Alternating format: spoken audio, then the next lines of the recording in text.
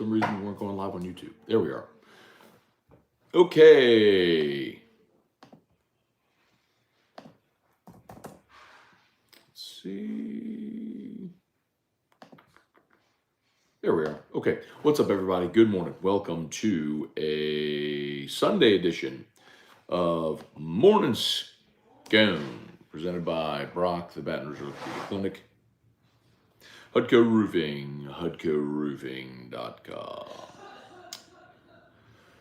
Restored Motions, RestoredMotions.com, ProCharge EV, ProChargeEV.com. All right, hope everybody's morning is off to a fantastic start. Happy Sunday. Kelly Gross, Truax, good morning. Brian Penton, good morning. Happy Sunday, happy Sunday. Jay Sessions, Brad David, good morning, y'all. Good morning. How about them Tigers? So, drastically different conversation we're having today after LSU's not only swept a doubleheader, pounded Arkansas in 2 games, and all of Arkansas's deficiencies and LSU's strengths were put on display. Arkansas very short on pitching, LSU very deep pitching staff, LSU offensively pounding a team short on pitching, run ruling Arkansas in the first game, and then run ruling Arkansas in the first game, and then nearly doing so in the second, but still a 14-5 victory there to wrap it up. So both games, LSU got down 2-0 in the first inning. First of all, hat tip Ty Floyd. Ty Floyd gave up 2 runs in the first, gave a 2-run homer through 38 pitches in the first inning. Oh no, I'm sorry, that was Hurd who threw 38. But Floyd went over 30 pitches in the first inning and was approaching 80 pitches. Ty Floyd was approaching 80 pitches in the third inning and gave you 6 1/3. Did an awesome job settling in and did not allow another run after the 2-run homer in the first. It was not pretty, it was not clean, but he kept throwing up zeros, and that allowed LSU to build the big lead.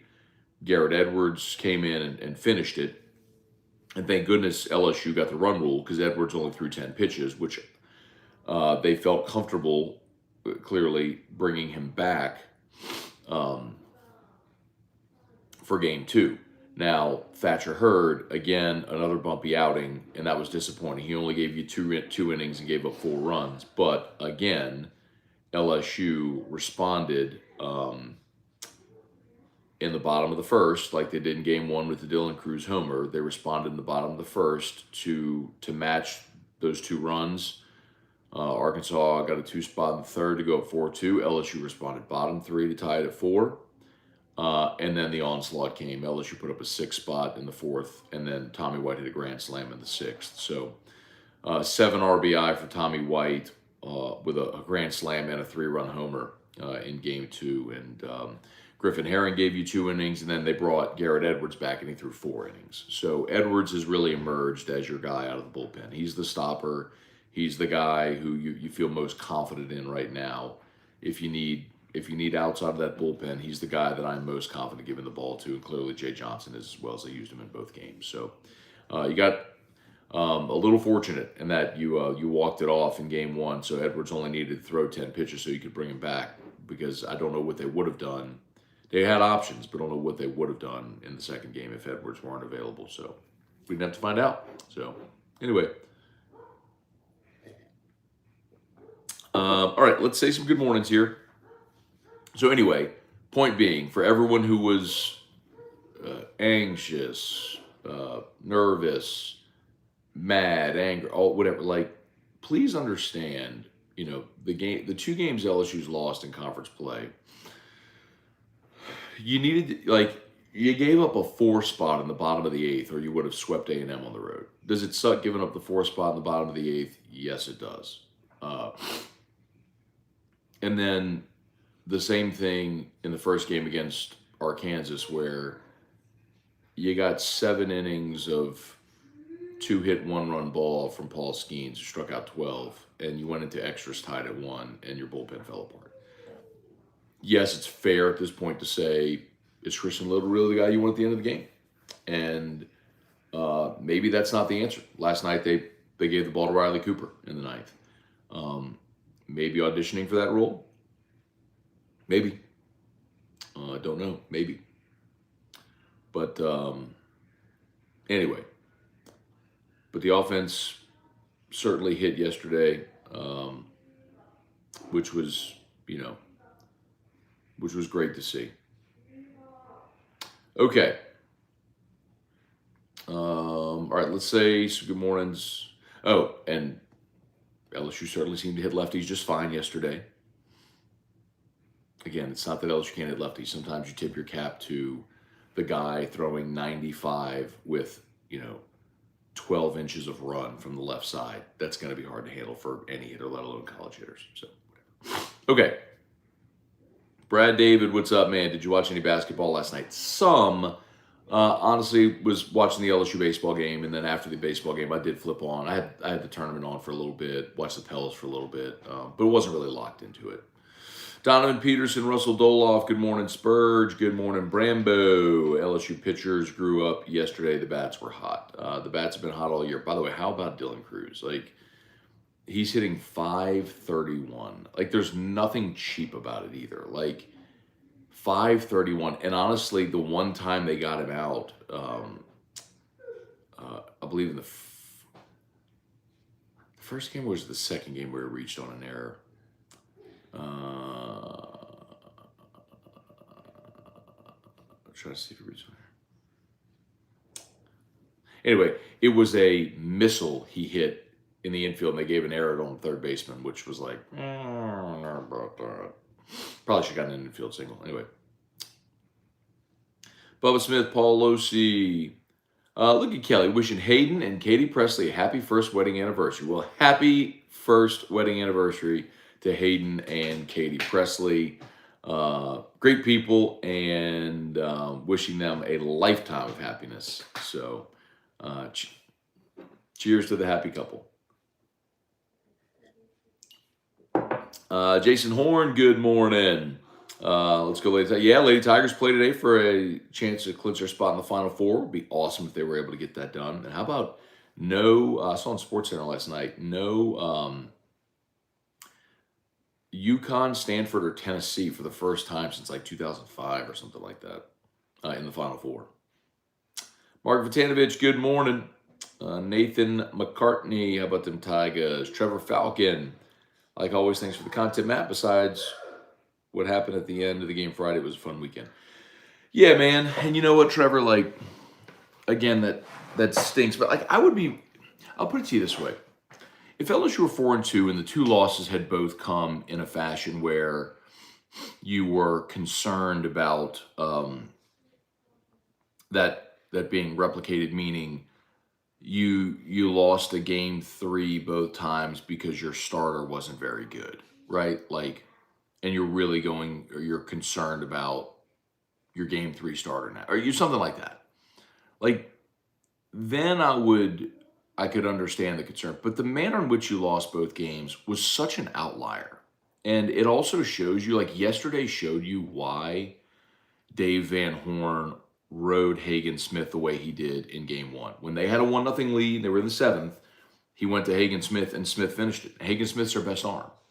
And he's like, I'm going to burn him because this is the one I know I can. Like, I have a chance. I have a lead. I have a chance to win this game. I'm going with our best arm. Because he basically went all in to win game 1 because, he knew he wasn't going to have an advantage in either of the next 2 games, and clearly he didn't. So he went all in to win game 1. Got the one he could get, and then figured, hey, look, maybe ball bounces our way and we win one of these next 2, win the series or steal the series. But it didn't go that way. So you can understand why Dave Van Horn did what he did in game 1. He knew. Let's see, Nathan, can't wait to call Feinbaum tomorrow. Everyone wanted to write this team off after that Friday loss. Nathan, first of all, I don't think everybody wanted to write this team off. I'm not sure anybody was writing this team off. Secondly, don't call Feinbaum. Why would you call Feinbaum? Listen to AFR. Sammy Merrifield, Matt, I really appreciate you being the MC for the Down syndrome yesterday. My 6-year-old daughter, Samantha, has Downs, and she isn't hero. I think you mean she is my hero. Your journey with Drew is inspiring to my wife and I. That's awesome, Samuel. Well, were you there, Samuel? Were you there yesterday? Um, Man, I wish if you were, you'd come and said hello. Great event, man. The Down syndrome awareness group of Buddy Walk was yesterday, and they did invite me to MC for the second consecutive year, which was awesome. Um, Beautiful event. Like, by the way, next year you don't have to. It's a free event, um, and you don't have to have a a child or a loved one with Downs to come to the event. It's a great way just to. There's music and there's food and uh, great community and great weather, and it was just a fun day. So would highly recommend, man. Next year, if when the Buddy Walk rolls around, if you're looking for something to do, the American Heart Association had a heart walk yesterday as well downtown. So there was a lot going on downtown yesterday. Let's see. Trey Potan, Scott Bork, good morning. Billy Brown, Cruz batting 500, and his average goes up. So crazy. He's batting 531 now. It's just, um, yeah, I don't know. I don't know what else to say about Dylan Cruz at this point. Like, he just, he's just playing a different game. The ball, if you're watching the game, so the first game of the doubleheader, of course, Floyd gave up the 2-run homer in the first, so LSU's down 2-0. And then, excuse me, Cruz tied it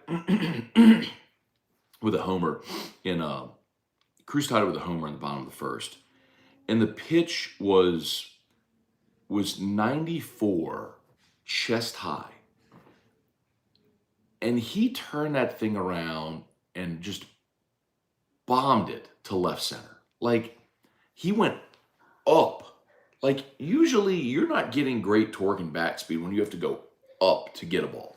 But he went up and got the ball and drove it to left center, 400. It was incredible. Like, he's just playing a different game, man. Let's see. Tommy Howard.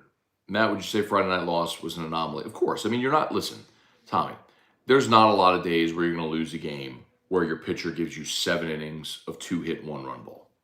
This team, with the way they hit, there's just not going to be a lot of days where that happens. You had your chances, man. Like, Trey Morgan got thrown out at home in the 4th. In the 7th, Braden Joubert got caught napping, got bat picked at first base, which ended the inning. You had the bases loaded in the 8th with a chance to. I mean, they tied it, but a chance to on Neal's homer, but they had a chance to take the lead with the bases loaded. Couldn't get it home. White and Morgan both popped out. Those 2 of your best hitters, So, like, that situation, you push a run across, you win the game, you never go to extras. So, it's a bummer. Yes, I mean, that's. If you were looking at one of those win probability graphs, in the 8th inning, it probably would have been very heavy toward LSU. But, it's baseball. Ransom Antoine, Jeff G, Samuel Smith, how much better pitching is today? With how much better pitching is today, Cruz may be the best player in history. I mean, as far as so there's two. First of all, let's see how the season finishes. But there's 2 ways to have that conversation. One is Dylan Cruz the best prospect ever to come through LSU? And if he's the first pick in the draft, then you have to definitively say he's the best position player prospect that's ever come through LSU. Bregman went 2nd overall, but as we've talked about, the biggest differentiator with Bregman and Cruz is, look, both play premium positions defensively, both great glove, speed, hit for average, plus arm strength. They're both 5 tool guys. The big difference, though, is in college, Bregman didn't hit for power. Bregman hit 6 home runs as a freshman, 6 as a sophomore, 9 as a junior. So for his career, he had 21 homers. Cruz hit 18 as a freshman, 22 last year, and he's leading the team right now. So, like, Cruz hit more homers as a sophomore than Bregman did his 3 years combined. That's the biggest difference. So if you're talking about premium defender at a at a premium position in center, arm, the speed, hit for average, obviously, and hit for power. I mean, I think he's the best five-tool guy that's ever come through here. Now, if you want to talk about best career, you're probably talking about Eddie Furniss. Eddie Furniss, Todd Walker are probably the two guys that have to be considered having the best career. And look, Todd Walker was a first-round draft pick and played a long time in the bigs, and Furniss never made it to the bigs. So, that's what I think you're talking about there.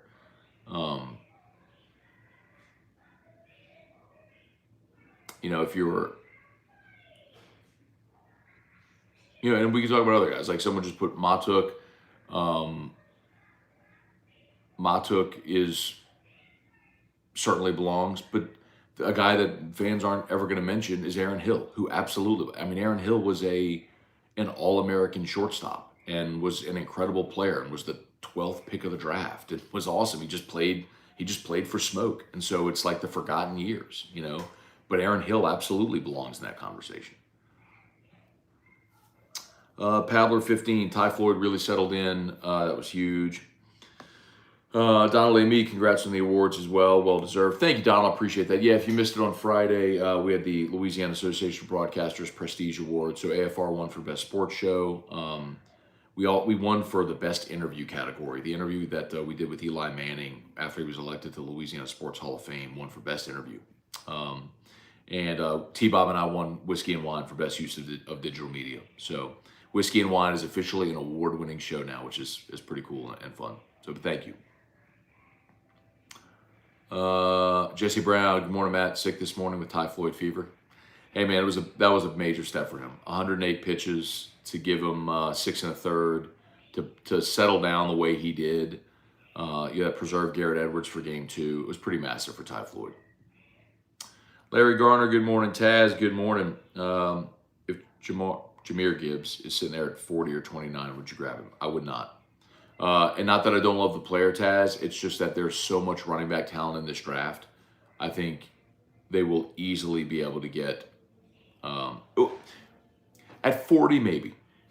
If he's there at 40, I'd be okay with it. Not at 29. You got to get the best defensive tackle available at 29. Cody Kebido, morning, Matt. Are you concerned after Hurd struggles for the second series in a row? Yeah. The thing with Hurd is I know Hurd's stuff is plus. The problem with Hurd is he walked 5 guys yesterday in 2 innings. You got to throw strikes. It's not the stuff. It's not like they knocked him all over the yard. It's that he walked 5 guys in 2 innings. That's the problem. You have got to throw the ball over the plate. That was Christian Little's problem the last 2 outings as well. You got to throw strikes. So, anyway, yes, I'm concerned. It's fair to say. And I'm not concerned with the stuff because if he finds it, if he finds his command, then he's as dominant a number 3 as anybody has in the country. But he's got to find his command.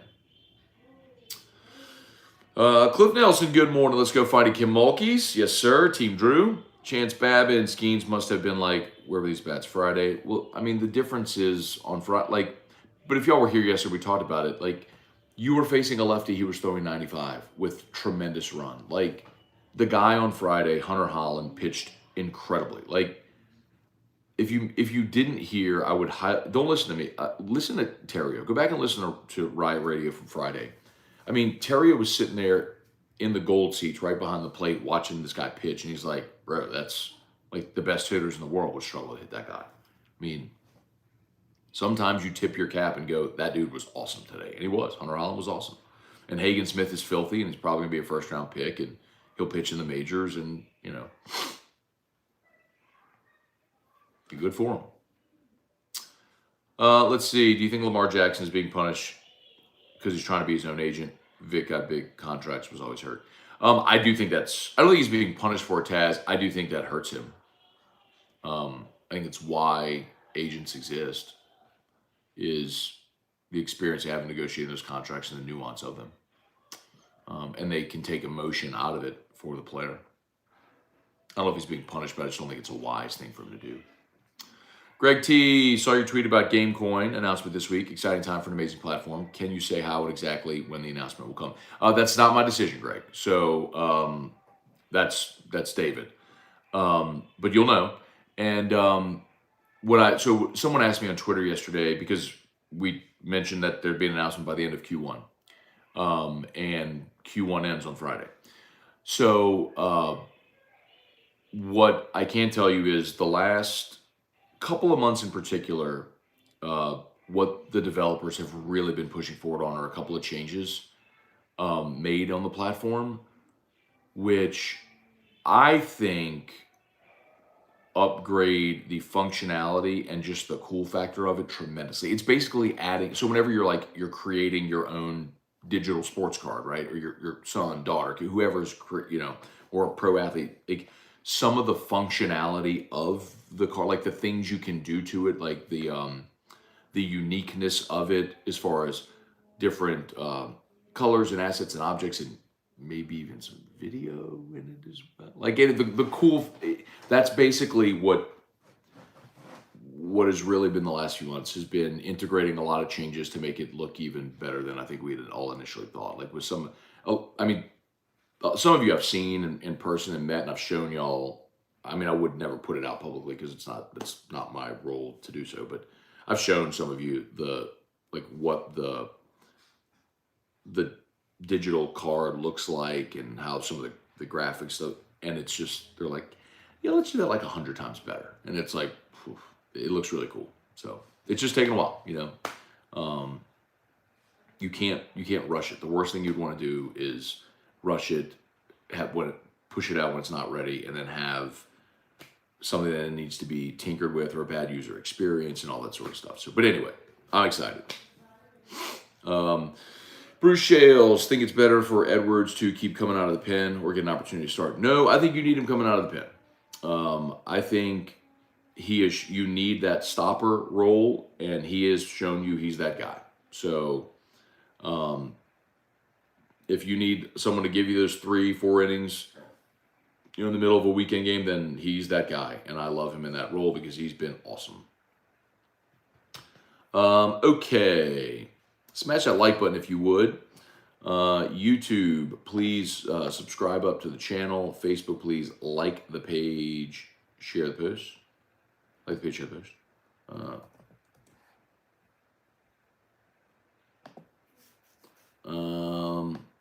I'm going to drop this in as well, and many of you know it because I've been saying it for a while now. Your boy was nominated for Best Radio Personality, and 104.5 ESPN Baton Rouge was nominated for Best Radio Station in the Best of 225 Awards. So I've just dropped the link in the comments. If you would take a quick second, click the link and vote, I would greatly, greatly appreciate it. Tony Cortello, any names popping up for D-line coach? Yeah, probably should have put that in the description as well if you missed it yesterday. Jamar Cain has been hired by the Denver Broncos as their defensive line coach. That came a little out of nowhere. Names for defensive line coach, I don't know. Yesterday was a really busy whirlwind of a day. Again, I was up early, went to the Down syndrome walk, then went straight from there to New Orleans, Florida, where we had a great event, then straight from there to the St. Jude Fair. So I was not making calls yesterday about D-line coach. I found out it was several hours after Pelissero had the first tweet because I was on the go so much yesterday. So I may try to make some calls today to see what's percolating there. But that's disappointing, man. Jamar not only is a great defensive line coach, the players love him. And being that he came from Oklahoma, he was already recruiting a lot of the top defensive linemen in the country, so he had a lot of those relationships established. So on a lot of fronts, that hurts. So I'll be curious to see what Brian Kelly does to replace him. Brian Penn, they should get a military tribute for themselves, Tommy tanks and cruise missiles. Jeremy Sagely, Samuel Merrifield, do you think Little moves to Sunday and hurt to the pen? No, I that's not the answer. I mean, Christian Little struggled to throw strikes. I think the person who asked about Garrett Edwards, that's a more apropos question. Would you start Edwards. And I don't think they're going to be. Um, I don't think they're going to be knee jerk here. But the other thing, by the way, the other thing we got to talk about. I can't believe we're this far and have to. How about Cade Beloso? Cade Beloso is batting five. Cade Beloso last night was 3 for 4. He's batting .522. 3 for 4 with a walk. That dude deserves more at bats. Period. He doesn't strike out. And I get you faced a couple of righties in games 2 and 3, so they wanted another left-handed bat in the lineup. Fine. Which I was good with, but he keeps producing. Every time the guy's in there, he's hitting. So you have to reward him with more at-bats. I think Jared Jones is terrific. I mean, look, he had a 7 RBI day last week. So he's fantastic, and he's got a great future here. But, you know, in game 1, he was 0 for 2 with 2 strikeouts and 2 walks. There's just a lot of swing and miss. So if I can have Cade Beloso in the lineup at first base, or I can have Cade Beloso in the lineup as a DH with Morgan at first and Joe Bear in the outfield, or Morgan at left, Beloso at first, Joe Bear DH, however you want to do it. They get you an extra, a couple extra left-handed bats in the lineup, and you're more productive bats right now. So,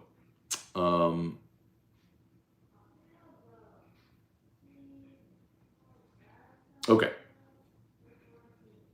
But no, back to your question, Samuel, I would not move Hurd to the pen, and the answer is not little in the starting rotation.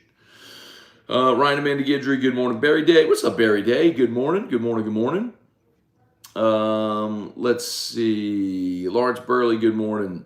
Kirk Taylor, good morning. Daryl Fontenot.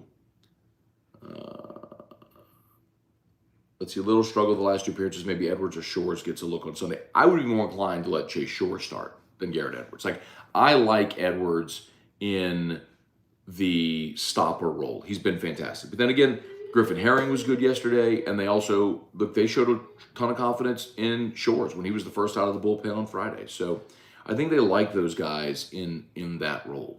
What you need is for Thatcher Hurd to throw strikes. Again, it's not an issue with guys knocking Thatcher Hurd all over the yard. He's got to throw strikes. I mean, whenever you're getting behind in counts, you're putting guys on base, and then you're throwing out of the stretch, you're making it tougher on yourself. Just throw strikes. Each of the first 2 innings, he very quickly got 2 outs, and then he sort of fell apart, because he couldn't throw strikes. Kirk Taylor, the series against Tennessee is going to be bananas. Early struggles with both pitchers, Hurd and Floyd, concern me a tad. Overall, great performance. You think Edwards slide? Yeah, everyone's asking about Edwards. I would not start Edwards on Sunday, no.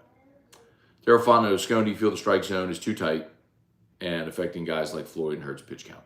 I think every umpire is different. I think you have to adjust to it. So my short answer is no. Clifford Moore, Tim Cazalo or Casalot. Dennis Johnson would be a good replacement for Jamar. It would be interesting if they brought Meatball back. I wouldn't necessarily be opposed to it. He's done a good job. He went with Aranda to Baylor. I think a guy who knows the state, certainly can recruit, has now been in Texas there at Baylor. That would be an interesting name to mention. I wouldn't be opposed to bringing Meatball back. Megan Hurst, Scott Barnes, good morning. Deborah Cowart, good morning. Only thing to say about Dylan Cruz is thank God he plays for LSU. So true. So true. Trey Goodwin, anyway, I can get a small little one.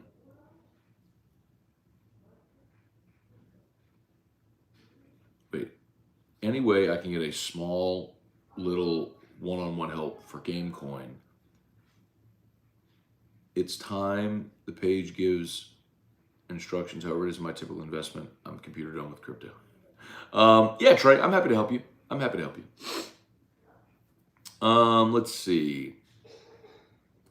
Sonny Warbington, morning. Feeling good about LSU baseball. The lineup is what pitchers' nightmares are made of. True. By the way, Trey, there is a YouTube video on the GameCoin page that is like a step-by-step how to buy, if you're interested. All right, smash that like button if you would. 150 watching there on YouTube with only 30 likes. Maybe we can get that like up. Just take a quick second, smash that like button. As always, brought to you by Brock and Hudco Roofing. You need an orthopedist, go to Brock Roof, Hudco. I'm not sure if y'all heard, but Terrio mentioned this as well with respect to roofs. Something Hudco's doing. A lot of people have seen their insurance provider leave the state post-Ida. So what Hudco's doing, we're now offering financing for your roof. If you got the letter saying your insurance company is leaving the state, we'll knock $1,000 off the price of your roof. If you agree, or if you make your roof a fortified roof, we'll knock another $500 off the price of the roof. And remember, a fortified roof will save you as much as 50 to 60% on your insurance premiums, depending on your insurance provider. And that's something that lawmakers are pushing in our state to be mandatory moving forward, is fortified roofing. So anyway, and Hudco is the first Louisiana-based fortified roofing company. So you can learn more at the website. Just keep in mind, if you need a roof and you're running into issues with insurance, we have options. We can help. Let us know. Hudco Roofing, HudcoRoofing.com. Jake Matern, Matt, notice our starting pitchers and a few position players wearing what looks like a Fitbit Apple Watch. Any idea what it is? Yeah, that's how they're calling pitches now. So there's no more, the pitching coach isn't signaling or calling in the pitch to the catcher via his ear anymore, the earpiece, then the catcher signaling it.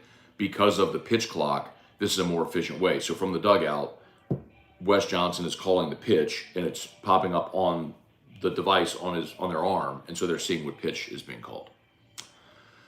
Arkansas got a good team. I think LSU is of course LSU special. It's why they're consensus number one. They got guys that will probably go 1-2 in the draft. It's the number one transfer class, the number one signing class. Yeah, I mean, we've been talking about this for months and months and months. Of course they are, man.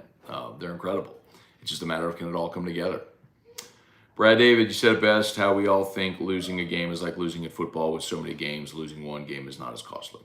You can't go into baseball with a football mentality. A lot of LSU fans do that. You're not going to win. You're not going to win all 56. You just can't react emotionally when you lose a baseball game the way you do when you lose a football game. You're going to lose games. This team, as great as they are, that's why LSU lost the game last week against Texas A&M and was still ranked number one in the country. Justin Franks, where does Garrett Edwards fit? Okay, I'm answering that one a bunch. I think exactly where he is, my opinion. Stopper role, middle relief, can extend, give you 3-4 innings. He's clearly the guy you trust the most in that role right now. Go Tigers said it felt like the old box last night. Love to hear that, man. I wasn't there, but it looked great on TV. Like, it looked great. It was packed out. That was really cool to see. Bo Jacks, good morning. Hunter Fournette, first lefty for Arkansas, was solid himself. That's who we're talking about, was Hunter Holland. And then they brought in Hagen Smith. Alex Day, how about Josh Pearson? Yeah, how about the play off the wall? If you missed it, this should have been a SportsCenter top 10 play. Pearson played a ball off the wall in right field beautifully. He saw what was going over his head. Instead of chasing it to the wall, he stopped about 20 feet short of the wall, played it one hop off the wall, and fired it into second base. I mean, and put it on the runner's foot as he was sliding. I mean, Jordan Thompson caught the ball and didn't move his glove, just on the foot. It was incredible. Like, should have been a SportsCenter top 10 play. Incredible.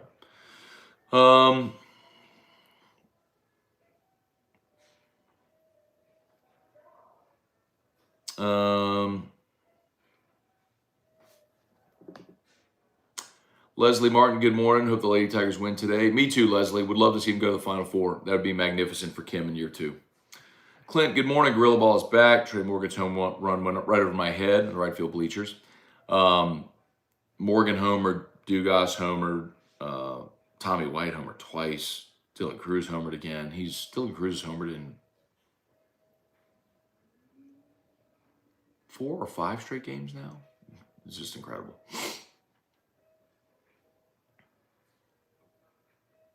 Let's see. Dugas and Beloso cracking the lineup has helped balance this young team. Would like to see him cling a little more, and Neal is a solid player. The problem with Kling right now is he had earned his opportunity against A&M, and he 1 of 15 with 9 strikeouts. I mean, it was a rough weekend.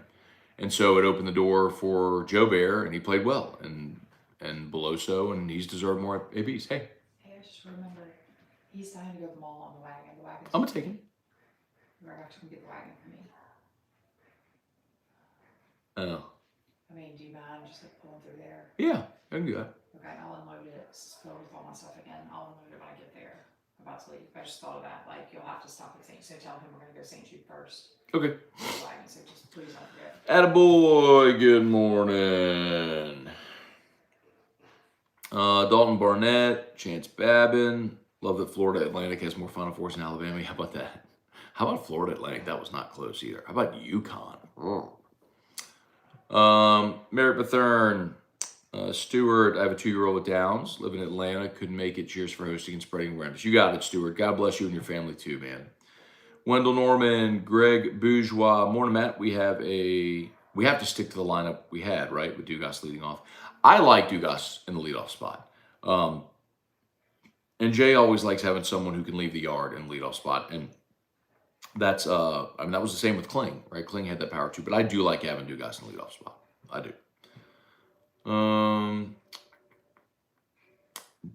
Dugas, Morgan, Cruz, White is a lethal first 4.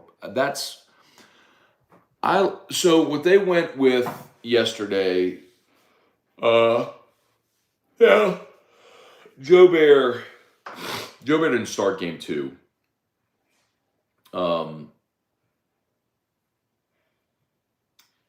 They had Morgan and left and Beloso at first, and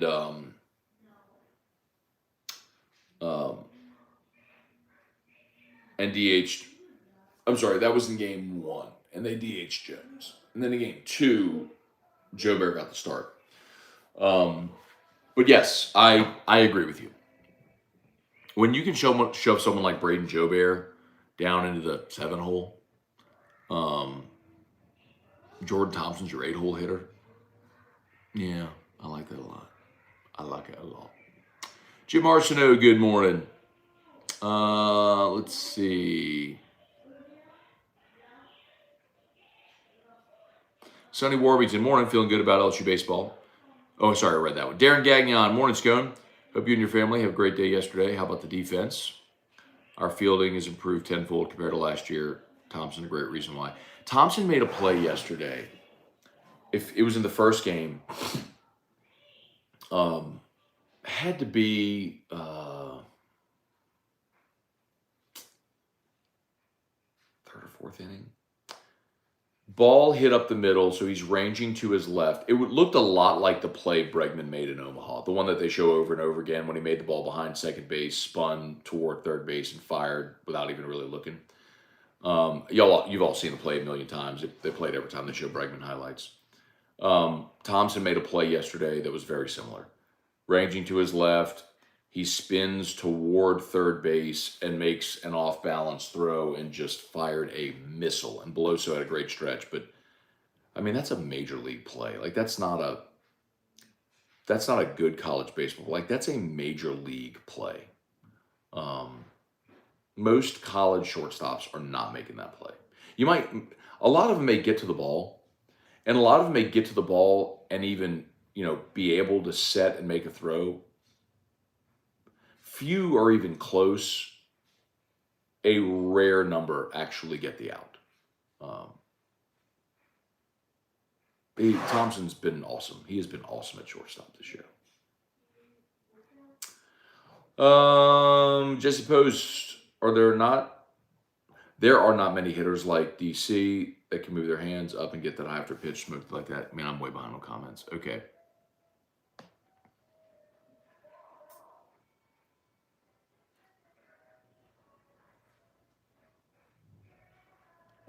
Cortland said I was nervous because doubleheaders aren't usually kind to LSU. Since when? We talked about yesterday morning. Like, I was not nervous about yesterday. Like, Arkansas was out of pitching. They were out of pitching. They went all in. They went all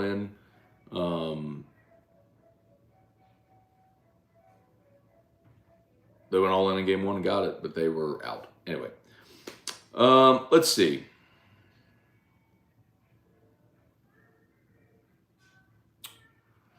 Jimmy James, never saw myself following the Bengals in football, but I'm going to follow the now I'm going to follow the Pirates or Crews.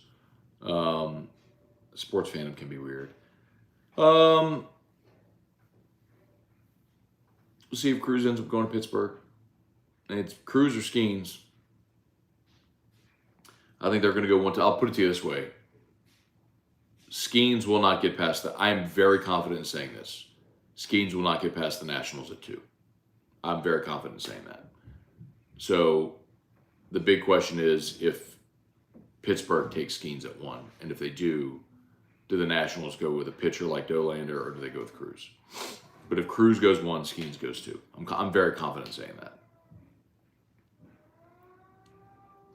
Palmer Lamartinieri. Wow, that's a long name. A lot of vowels. Are there any volunteer opportunities for organizations at the Buddy Walk each year in school and looking for good community service? Absolutely, Palmer.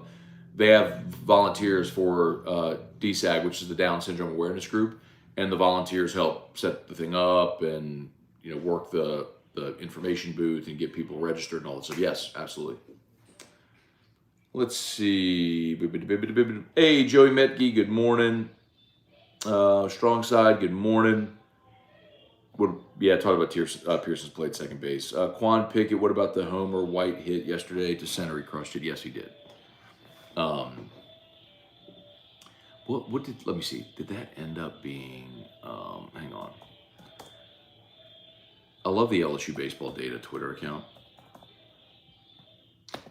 How they do all the TrackMan data on the homers. Let's see.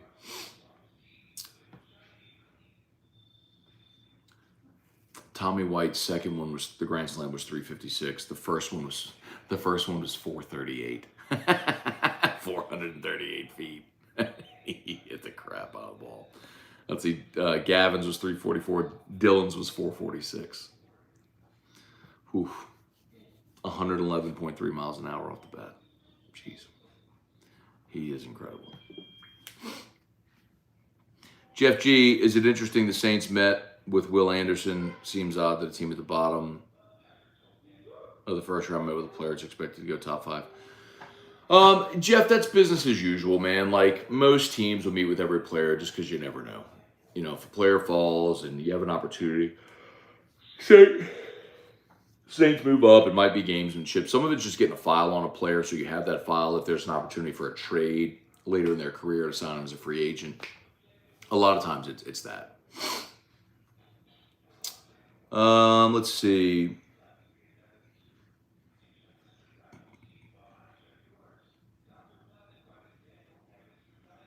Kevin Ross, a lot. Matt, how about Milazzo doing work behind the plate? Listen, man, I mean, this isn't going to be anything new for me, right? Like, we've talked about Alex Milazzo for 3 years now. He's defensively, he is a big leaguer defensively. When you look at the pop time, all of the measurables for catchers, they track toward toward big league ability. And I've said this for a lot of years. If he could hit even a little, then he's got a shot to play in the majors.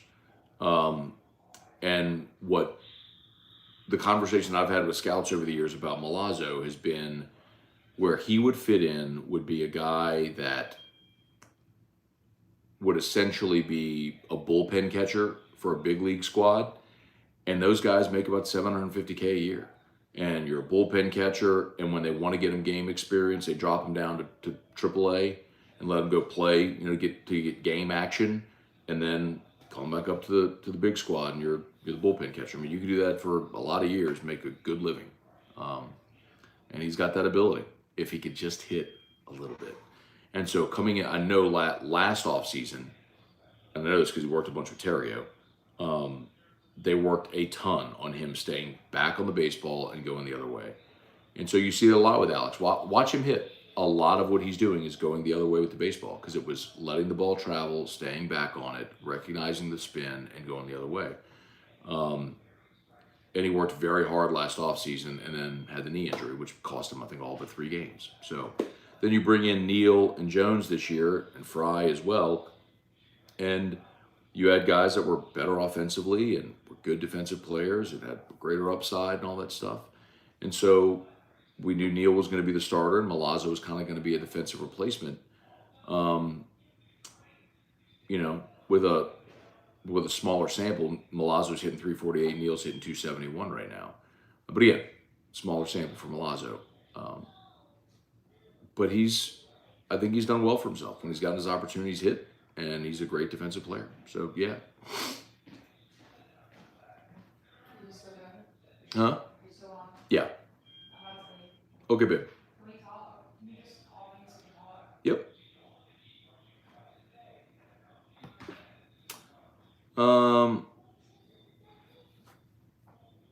Cortland, forget the financial burden of a guaranteed contract. If Lamar gets hurt the day after he signs and never plays football again, does the massive fully guaranteed contract count against the cap? The part that's guaranteed does.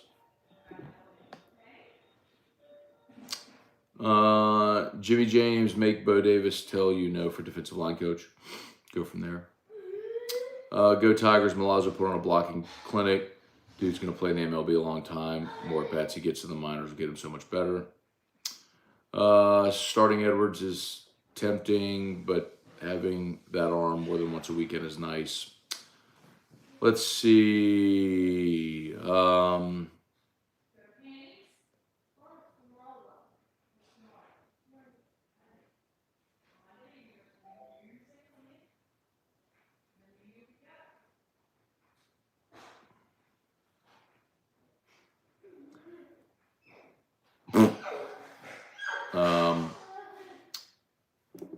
DA said, Matt, if we were winning all, do you think Dylan Cruz and Trey come back to defend their title?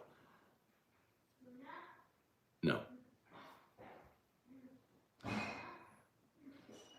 I'll elaborate a little bit more so as not to be so the answer to your question is definitively no. There's literally no chance at all. In baseball, with respect to the draft, what matters most is leverage. And so as an underclassman, you have leverage against the team that picks you because you could theoretically go back to school. If you come back for a senior year, you have no leverage. You have to take what they give you.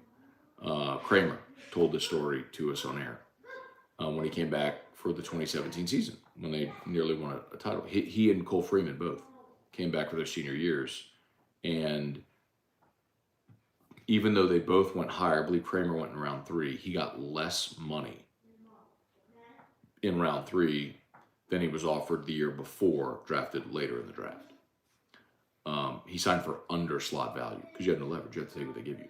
So the answer to your question is definitively no. This is it for Dylan Cruz. He will be the first pick of the draft. He will sign. First or second pick of the draft. He will sign and he will not come back. Same with Trey Morgan. Randall, good morning, Matt. Did you see Arkansas fans literally everywhere after game 1 and now nowhere to be found? I did not, actually. Dat Cajun, good morning. Michael Costello, what's up? Sam Burns in the semis of the WGC. Okay, go Sammy Burns. Joey, Matt, congrats on the awards. Very well deserved. Thank you, Joey. Appreciate that. Cortland, the Friday in the booth YouTube chat was all Hogs fans talking trash.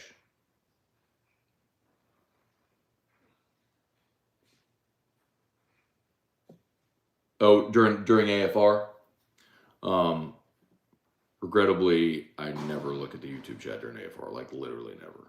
So mostly because of that. Like, it's not worth it for me to sift through the mountains and piles of stupidity to find the 1 or 2 comments that I may actually use on air. So I'll just use my Twitter. I'll use the text line. It's just easier to sift through. Austin Kidder, good morning. We might never get robot refs, as you mentioned, but at least let a machine call balls and strikes. I'm for like K-Zone, robo umps, whatever. They're doing it in minor leagues. I'm for it. Go Tigers. Let's be honest. If you think you need a roof, call Hudco. It's fun to watch Terry walk on your roof. He'll do. People don't get it, but he'll do it, man. Like, he actually works in the business. Like, Ryan Terrio is a licensed contractor. People don't realize, like, when he was playing, he was like gutting and flipping homes, buying and flipping homes, renovating and doing stuff like that. So he's always been into that space. Smash that like button if you would. 150 watching. We're up to 59 likes. Thank you so much. Appreciate that. On YouTube, Facebook, please like the page, share the post. Randall, so Matt, it's 2023. We have the number one team in the country. We still don't have bullpens. Is there a place where I can donate to build some? It's not so much, Randall, it's not so much that they need the money to do it. It's where do you put it? That's the problem. Like, logistically at the box, there isn't a space necessarily that makes the most sense. It's probably something they might end up doing like behind center field, but they're just like, where do you put it right now?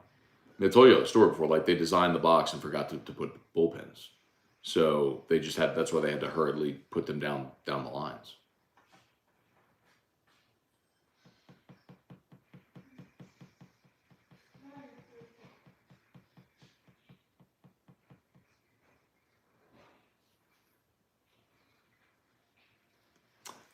Go Tigers. Y'all go spend some money at the St. Jude Fair if you're looking for something to do today. Amen. Get on by St. Jude Fair. We were there yesterday. Had a good time. So rides for the kids. You know, they got like all the carnival rides and everything, and the big carnival games and everything. And tons of food and adult beverages too. If you're not, they got bingo, indoor stuff too. If you're looking for that. So, B. Lorkey. Are the Pels getting hot at the right time? Hope so. Now, you played the Clippers last night without Paul George, but Trey Murphy was awesome. 10 of 12 from 3, and you ran away and hit from him. So, look, these next 3 are big. You know, you get the Warriors, the Kings, and the Nuggets. So, 3 of the better teams in the West. Let's see how you do. Would you put yourself in position to get it done?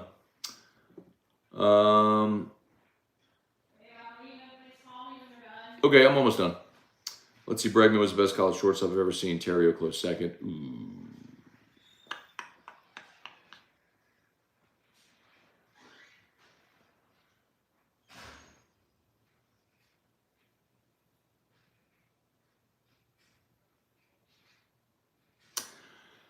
I think even Ryan Terrio would tell you he's not the second best shortstop in LSU history. And I love my guy. And he was a great player, played a long time in the bigs. And was great at every level of ball that he played.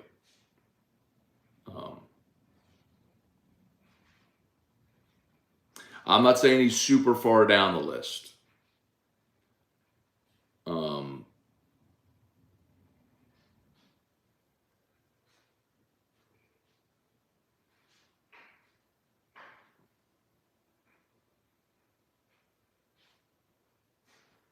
going to ask him. I'm going to ask him where he would rank himself on that list. He'll tell me. Strong side, good morning. First series win against Arkansas since 2018. You know what's weird, too, is LSU had dominated that series. Since Maneri took over, like LSU had won like 10 straight series against her. It was crazy. Like they dominated the Arkansas series for a decade. It was a really bizarre streak that LSU had. But since 2018, Arkansas it's flipped. So, those last 3 years, it's flipped. Jeremy Lane, Geo Cosmic 333, go Pels, yes sir. Cortland, in the booth, the game broadcast. Got it. My bad. DA, thanks, Matt. Makes a lot more sense now that you explain why they wouldn't come back to defend their title. You got it, man. Yeah, I didn't want to be too short, but yes, there's no, and especially when you look at the money, like slot value. I haven't looked at the slot value in a while. Let's see. 2023 MLB draft slot values. So,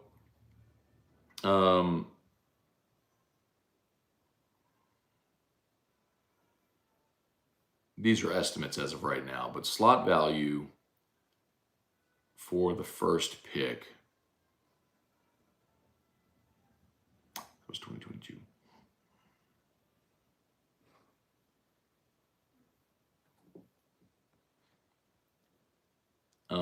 Here you go. The first pick, the estimated slot value is $9.7 million.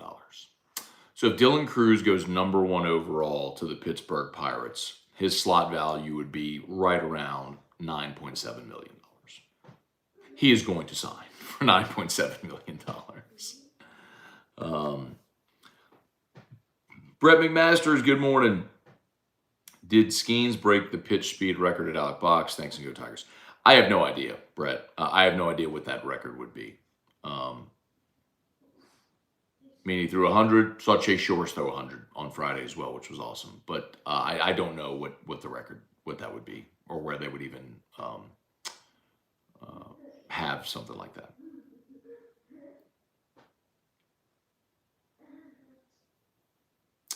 Cortland, since you said college shortstop, not just LSU, I throw Dan's being there. Yeah, if we're talking about then all college shortstops. Now, he did say that he's seen, so maybe it means that he's seen in person, but either way. Looks like Florida, Vandy are the second best teams in the SC. Florida can pitch it, and Vandy looks impressive, yes. Trivia Carter, good morning. Randolph Recht, Mississippi State has fallen greatly. Mississippi State is terrible. I'm curious, y'all, like, here's the best analogy I can give. They have a Ned Ogeron situation. Chris Lemonis won a national championship there 2 years ago. First title that State had ever won in any team sport, right? So massive thing. And last year, they were terrible. They were a terrible baseball team. And this year, they are a terrible baseball team again. And I don't know that I see any sign of it getting better. So, like, do you fire a coach this closely removed from a natty? Like LSU did it, because it was just very clear that Ed was not going to get that thing back on the rails. And I'm curious what Mississippi State does, because they are atrocious. They are staring a second consecutive season finishing in the cellar of the SEC. They're terrible.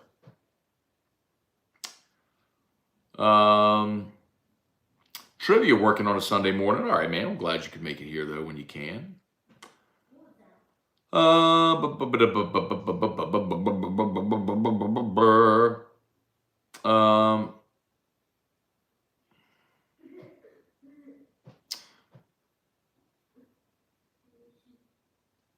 Yeah, go Tigers. I'm gonna tell you, man.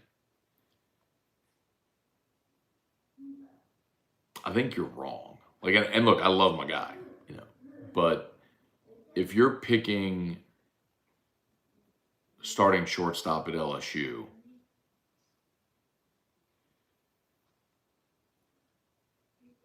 the thing you also forget is Terrio committed a lot of errors too. Like, I hate to say this, but like, we joked about it a few years back. Like, and he swear, like, he's pissed because he's like the official scorekeeper at the time. Like, felt like he had it out for him because there were a lot of balls that, like, Terrio got to a lot of balls because he was athletic but didn't make the play, and so they'd knock it with an error. It's like, well, the average shortstop doesn't even get to that ball, and it's just a hit. But anyway, I'm going to ask him. I'm going to ask Terrio this. Go Tigers. Remind me, and I will ask Terrio. I'll text him. Say, give me your list of the best shortstops in LSU history.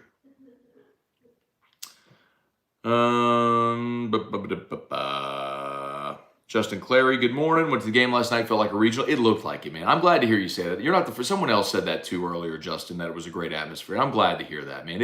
It looked awesome on TV last night, which is great.